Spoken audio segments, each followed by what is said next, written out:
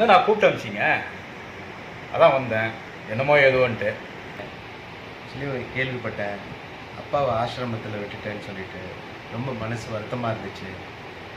உன்னை வளர்க்குறதுக்கு முன்னாடி 3 அண்ணன் தம்பிகளை வளர்த்து ஆளாக்கி அவங்க பிள்ளைங்களை எல்லாத்தையும் சரி பண்ணி வர நேரத்தில் உங்கள் அப்பாவும் அம்மாவும் ஆக்சிடெண்ட்டில் இறந்துட்டாங்க. அப்போ நீ கை குழந்தையா இருக்கும்போது அவங்க மற்றவங்க யாருமே எடுத்துக்காத உன்னை அவர் தூக்கி வச்சுட்டு அவர் எல்லாத்தையும் பார்க்கணும் அப்படின்னு அன்னைக்கு உறுதி எடுத்தார். அதுக்காக உன்னை வளர்க்கணுன்ற ஒரே காரணத்துக்காக தான் அவர் கல்யாணமே பண்ணிக்காமல் இருந்தார். எல்லாத்தையும் உனக்கு இது வரைக்கும் உன்னை படிக்க வச்சு ஆளாக்கி உனக்கு ஒரு வீடை கட்டி கொடுத்து உனக்கு ஒரு குடும்பத்தை ஏற்படுத்தி கொடுத்து எல்லாம் பண்ணி கொடுத்த அவருக்கு அவர் கட்டி கொடுத்த வீட்டில் ஓரமாக படுக்கிறதுக்கு ஒரு இடமும் இல்லை, ஒரு பிடி சோறும் இல்லையாப்பா அவருக்கு. அது கொடுக்க உங்களால் முடியாதா? இவ்வளோ பண்ண அவரை கொண்டு போய் ஒரு ஆசிரமத்தில் விட்டுட்டீங்க.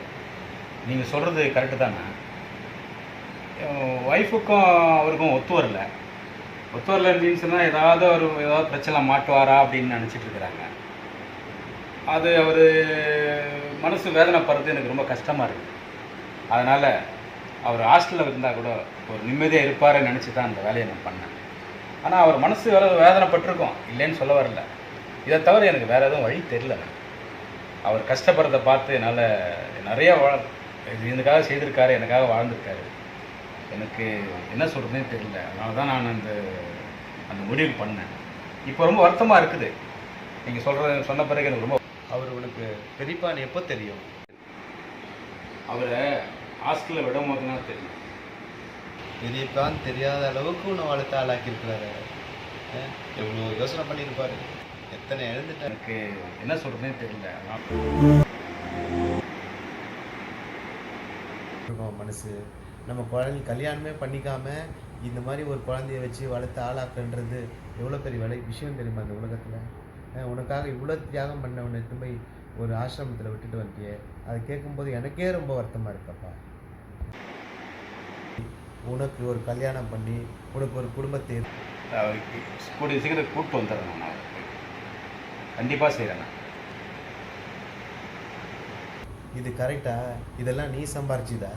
அவர் எவ்வளோ கஷ்டப்பட்டு இதெல்லாம் உனக்கு பண்ணி கொடுத்துருப்பாரு. அவருக்கு இதை பண்ணுறதுக்கு நீ தவறிட்டியே. இது கரெக்டா? அவனுக்கு மனசு ஏற்றுக்குதா? இது ஒன்று தப்பு இல்லை. இதெல்லாம் நாங்கள் பார்க்கும்போதே பாசத்தை உன் மேலே தானே கொட்டி கொட்டி வளர்த்தாரு. அந்த மாதிரி ஒரு மனுஷனை இது மாதிரி விட்டுட்டியே, எங்கள் மனசே கேட்கல. யோசனை பண்ணி